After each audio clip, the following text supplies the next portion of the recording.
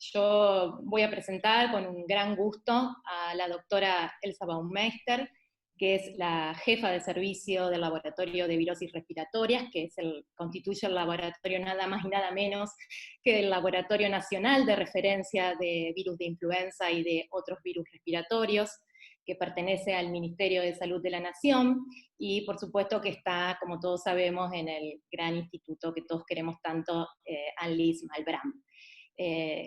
La doctora Baumeister nos va a comentar acerca de la evolución de la pandemia de COVID-19 en Argentina, en un contexto global, una mirada desde el laboratorio. Te agradecemos mucho, Elsa, por tu participación y por dedicarnos este tiempo, y como nos dijo Lucy, todos pueden realizar las preguntas, y al finalizar todas las sesiones de las charlas voy a ser yo también la encargada de ir seleccionando y hacerle las preguntas pertinentes a Elsa.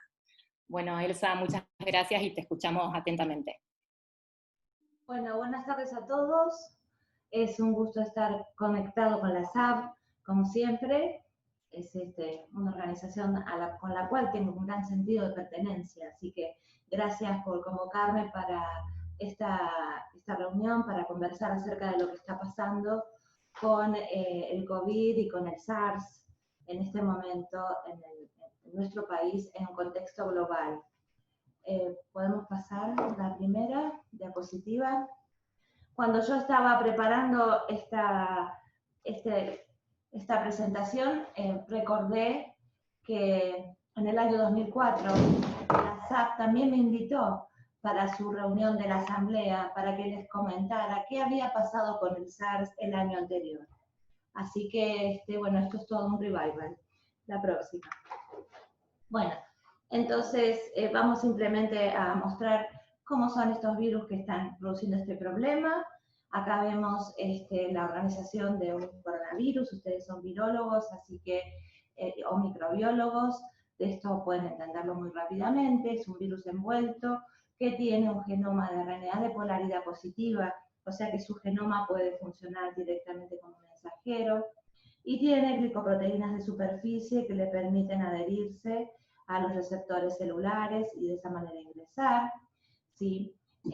Acá abajo podemos ver las microfotografías electrónicas de estos virus, ¿sí? Y tenemos ya desde el siglo pasado, ¿sí?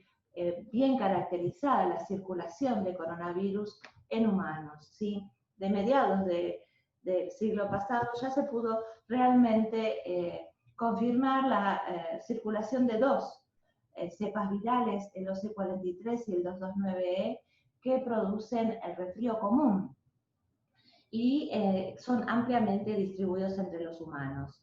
Y en el 2003, y a partir del 2003, justamente con el advenimiento del síndrome respiratorio agudo grave, del SARS, se pudieron describir otros dos coronavirus, el HQ1 y el NL63, que también pueden producir resfríos comunes y también infecciones respiratorias bajas. En el 2003, como mencioné, surgió el SARS coronavirus. Afortunadamente este virus ya no circula más. A mediados del 2003 dejó de circular en humanos. Y en el 2012 tuvimos una nueva emergencia de otro coronavirus, como fue el MERS, el síndrome respiratorio del Oriente Medio. Bueno, a fines del 2019 emerge un nuevo coronavirus en la población humana, que es el SARS-CoV-2. La próxima. Los coronavirus constituyen una familia de 4 géneros, alfa, beta, gamma y delta. Y estos virus infectan fundamentalmente mamíferos y aves, y producen infecciones del tracto respiratorio y infecciones entéricas. Sí. Acá podemos ver cuáles son los reservorios de estos virus, ¿sí? Fíjense, tenemos, en todos ellos van a ver algo muy especial. En todos estos grupos están presentes los murciélagos, ¿sí?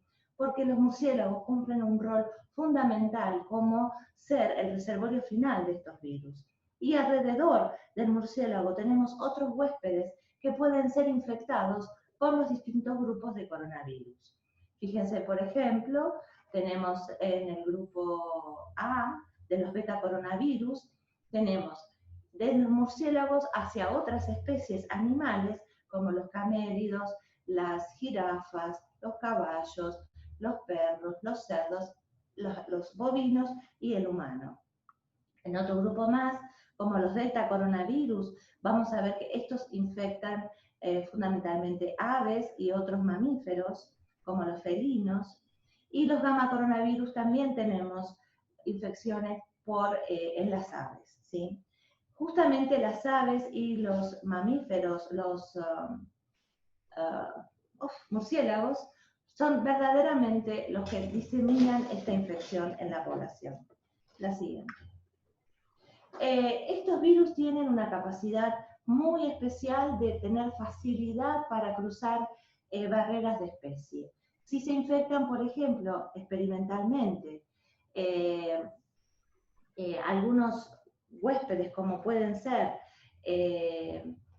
los bovinos jóvenes, ¿sí?, con muestras de coronavirus provenientes de ciervos salvajes o incluso de humanos, ellos pueden, en este tipo de animales, en los bovinos jóvenes, pueden llegar a producir diarreas y también podemos ver que hay excreción viral y hay seroconversión. O sea que es muy fácil hacer una transposición de especie. La próxima. Acá podemos ver en una escala de tiempo cómo han ingresado en la población humana, ¿sí?, distintos coronavirus. Por ejemplo, se calcula que alrededor del año 1500, a partir de los murciélagos, ingresó el NL63 en el humano, ¿sí? A partir de 1700, 1800, a partir de llamas, podría haber ingresado en la población humana también el H229E. El OC43, que es uno de los productores del resfrío común, en 1800 hubiera empezado en los humanos, y tenemos el SARS-CoV, el virus productor del síndrome agudo respiratorio grave del año 2003, que ingresa en el año 2003 en los humanos. Y como antes dijimos, en el 2012 ingresa también en el humano, a partir de camélidos, el MERS. Ahora tenemos en el 2019 esta nueva introducción de este beta coronavirus. La siguiente. Bueno, simplemente para mencionar que en ese momento en el 2003, tuvimos realmente un problema serio, que afortunadamente en ese momento se logró interrumpir, ¿sí? Y en este caso hubo alrededor de 10.000 casos en el mundo, con 1.000 fallecimientos documentados por laboratorio. Podemos ver que afectó fundamentalmente el sudeste asiático, y de aquí se diseminó hacia América del Norte. Canadá fue un país muy afectado. Y también tenemos otros países como todo lo que es el sudeste asiático. Los casos europeos fueron solamente casos importados sin diseminación local. Esto ocurrió y comenzó de una manera muy similar a lo que ocurrió ahora con el SARS del 2019. En la provincia de Guangdong, en vez de la de Hubei, en el mes de noviembre, en vez de diciembre, empezaron a aparecer casos de neumonía que no se podían explicar. Fue el mismo mecanismo de aparición. La próxima.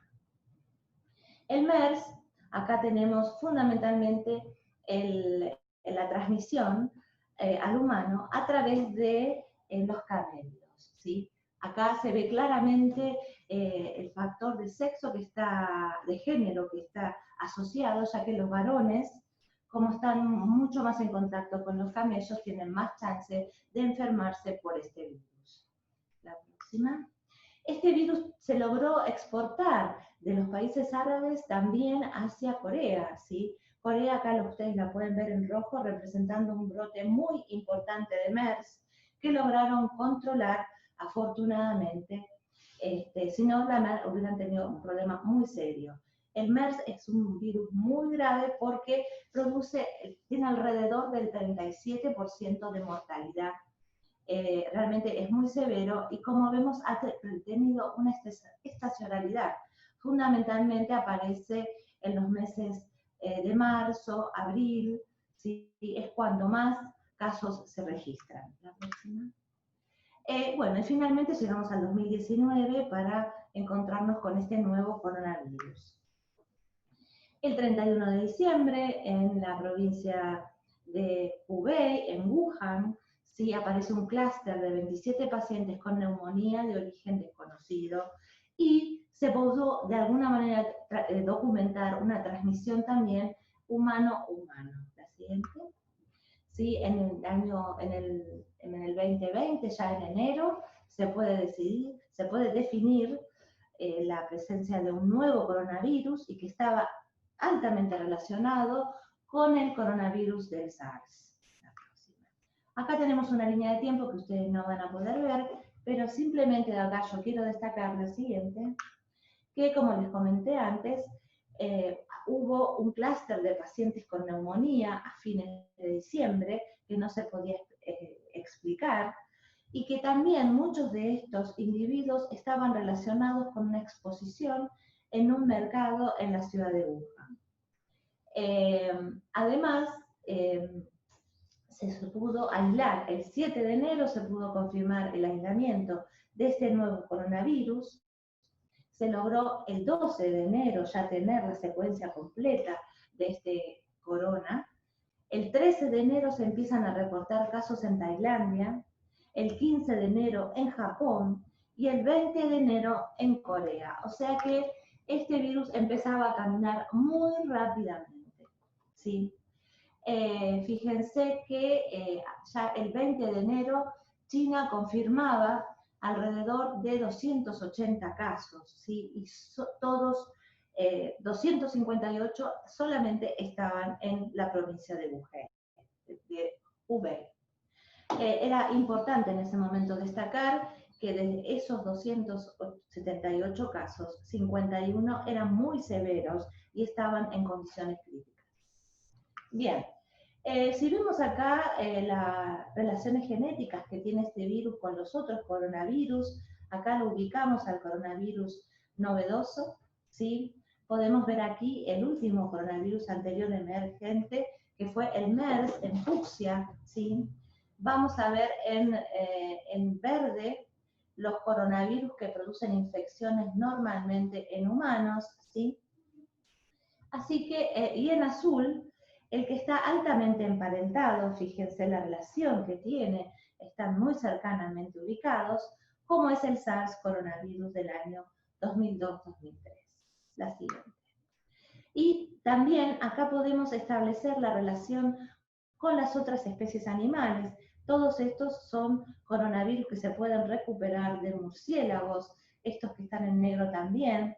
Y en rojo podemos ver la relación cercana que tiene el coronavirus del 2019 con cepas de murciélagos, lo mismo que pasó con el SARS del 2002-2003, ¿sí? Su amplia relación con los beta-coronavirus de murciélagos. La siguiente. Entonces, sabemos que la emergencia de patógenos humanos ocurre fundamentalmente como fuentes zoonóticas, ¿sí? A partir de una fuente zoonótica, que los virus RNA son aquellos que tienen mayor chance, ¿sí? De ser zoonóticos más que los DNA virus, ¿sí? Y que los voladores, ¿sí? Ya sea los murciélagos, que constituyen el 20% de la población de las especies de mamíferos del mundo, tengamos en cuenta eso, ¿sí? Son reservorio de virus como rabia, gendra, Nipah, SARS, ¿sí? Y a partir de ellos nosotros nos podemos infectar. Este tipo de circunstancias, como vemos acá, ¿sí? Acumulación de animales vivos, ¿sí? En mercados, como ocurre en el sudeste asiático y en China, ¿sí? Pueden ser una fuente de acercamiento de estos virus al humano. La próxima. ¿Sí? Por ejemplo, tenemos las civetas, que fueron las que ingresaron el virus en el humano en el año 2003.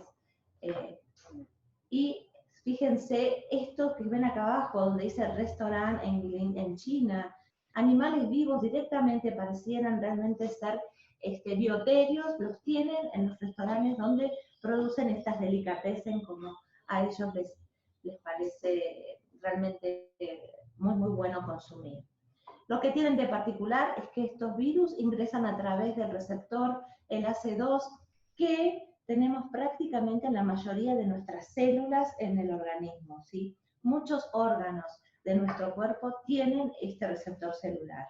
La siguiente.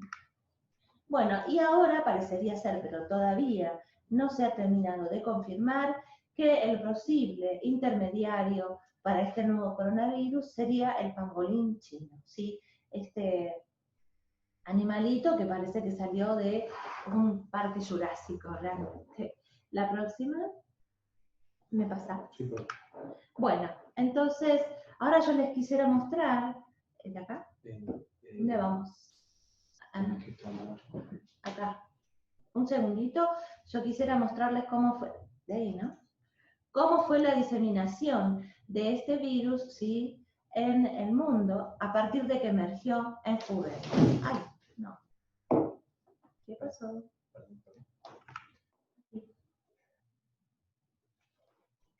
¿Lo haces vos? ¿Lo podés mover vos de ahí?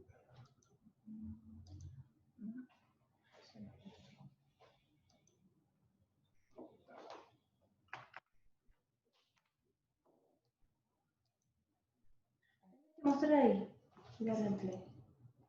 Ahí está. Creo que no sé si pueden ver, empieza en Hubei, en China, rápidamente aparecen algunos casos esporádicos en Europa, en Estados Unidos, ¿sí? Fíjense cómo se va diseminando, se va llenando Europa, también la zona de los países árabes, todo el sudeste asiático, Perdón, rápidamente en América, te interrumpo. No se está viendo. ¿No? No, se pausó. Se pausó, un segundito.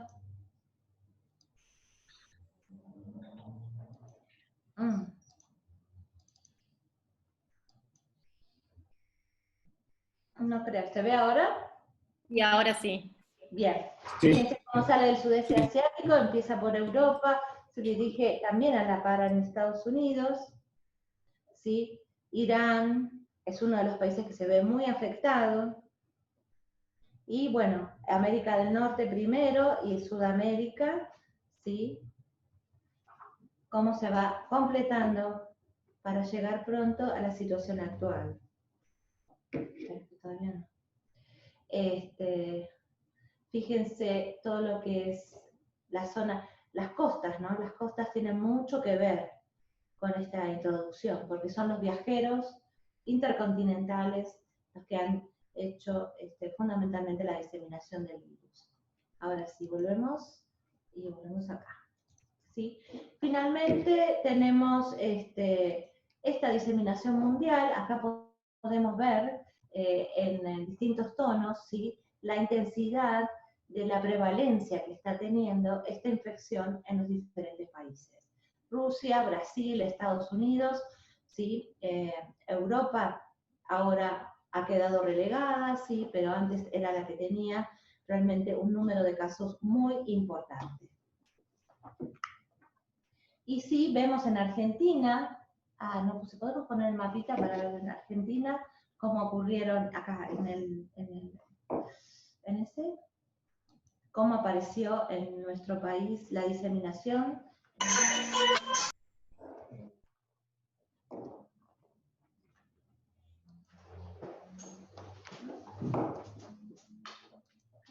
Aquí, entonces ponemos Argentina acá, ahora.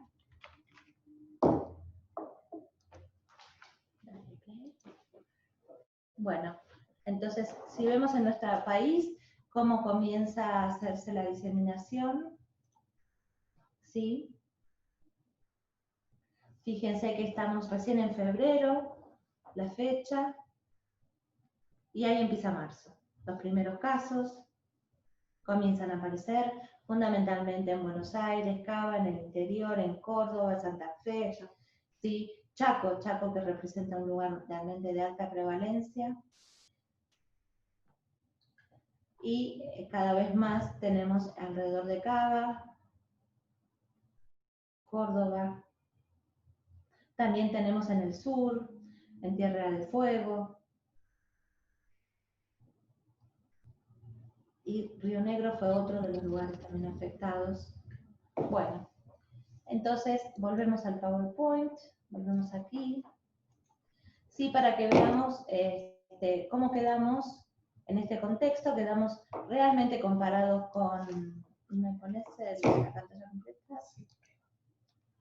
Sí. Comparado, fíjense, Brasil, que está en un color mucho más intenso, en menor cantidad Chile, y nosotros, afortunadamente, con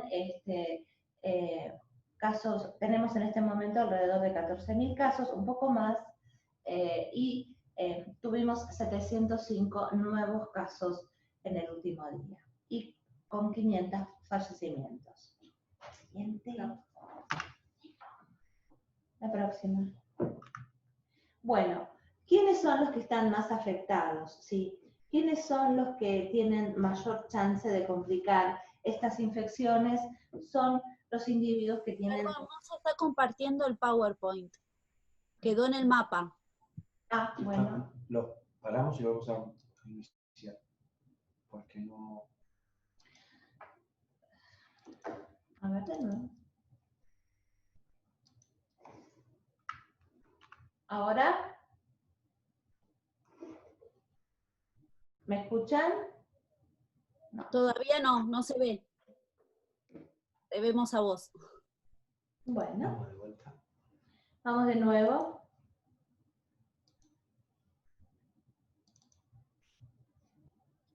Ahora sí. Bien. Disculpen. Entonces, bueno, los que son los grupos de mayor edad, ¿sí? Son los que tienen la mayor chance de complicar estas infecciones, ¿sí? Con una mayor tasa de mortalidad. Estos son, fíjense, China es uno de los que está en el medio, pero Italia, ¿sí? Fue de Europa el que tuvo el porcentaje de mortalidad más elevado, en relación a los países europeos y, sí, prácticamente, y Estados Unidos. La siguiente. Bueno, entonces, todo el mundo dice que muere mucha gente por influenza en el mundo, y eso es así.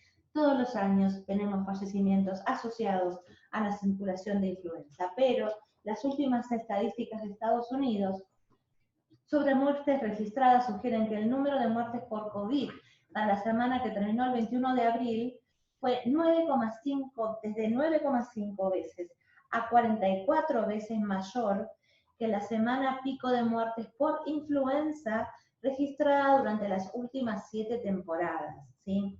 O sea que si hacemos un promedio de las últimas 7 temporadas, ¿sí?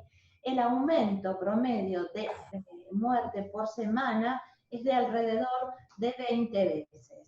¿Sí? O sea, se acumulan muchos más fallecimientos más rápidamente en un menor tiempo. La próxima. Bien, acá tenemos a nivel mundial qué es lo que está pasando con respecto a la distribución de los casos, ¿sí? Tenemos que en América, fundamentalmente los casos acá son asociados a los casos de Brasil, de Estados Unidos, es donde tenemos el mayor aporte en este momento. Europa está en naranja, y en el violeta tenemos el Mediterráneo, en la zona del Mediterráneo, ¿sí? Y África está en verdecito. Lo que sucede es que en África está empezando, y hay también seguramente subregistro con respecto a la cantidad de casos que se están dando, ¿sí? La próxima. Con respecto a los casos, fíjense, los casos confirmados, todos superan realmente prácticamente los tres ceros serían, ¿sí? 360.000, 260.000, 179.000. Los casos confirmados en Europa, los nuevos están descendiendo, afortunadamente, los números ya son mejores, y el total de fallecidos, Italia tiene 32.000 fallecidos, España 26, el Reino Unido fue uno de los países con mayor número de fallecidos. Y la letalidad En Rusia es baja, y ellos tienen muchos elementos de asistencia médica, tienen muchos respiradores, entonces parece ser que por eso la letalidad ha sido baja, pero comparado con los otros países, vemos que el Reino Unido, España e Italia son los que tienen mayor tasa de letalidad. La próxima, si nos vamos a América, fíjense, Europa, Estados Unidos llegó al 1,5 millones de casos, Brasil está en 370.000. En este caso les estoy mostrando las estadísticas del día 26 de hace 3 días, hoy tendríamos unos números un poquito mayores, y fíjense que Argentina tiene acumulados 13.000 casos, 600 nuevos casos confirmados, teníamos el 26, ayer ya tuvimos casi más de 700, ¿sí? Y lo importante de todo esto es la letalidad. Nuestro país tiene una letalidad media de 3,7%, mientras que Estados Unidos tiene un 6%, y Brasil tiene también un 6%. La próxima. Bueno, esto es lo que les acabo de mencionar recién.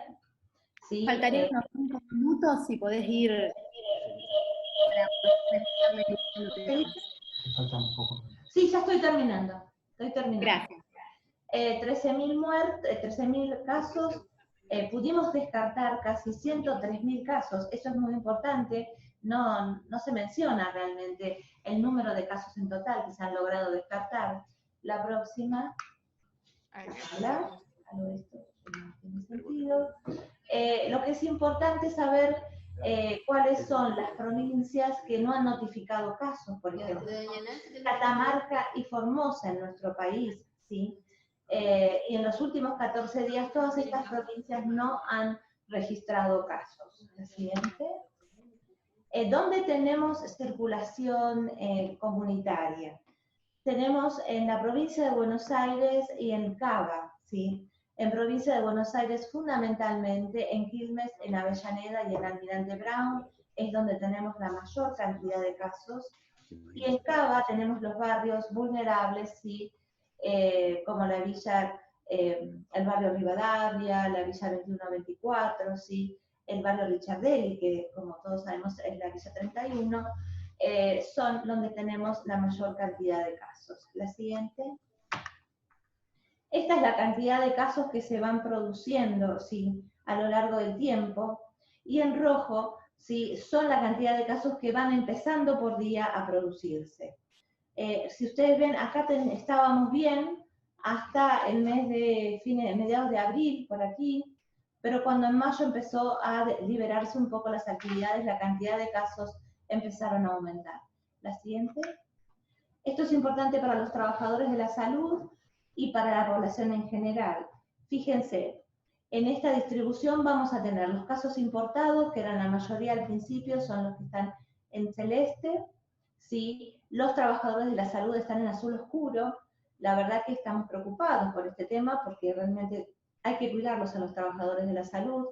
Y en contacto cercano con caso positivo cada vez es la mayor cantidad, y la transmisión comunitaria cada vez, que es lo que está en blanco, va en aumento. La siguiente.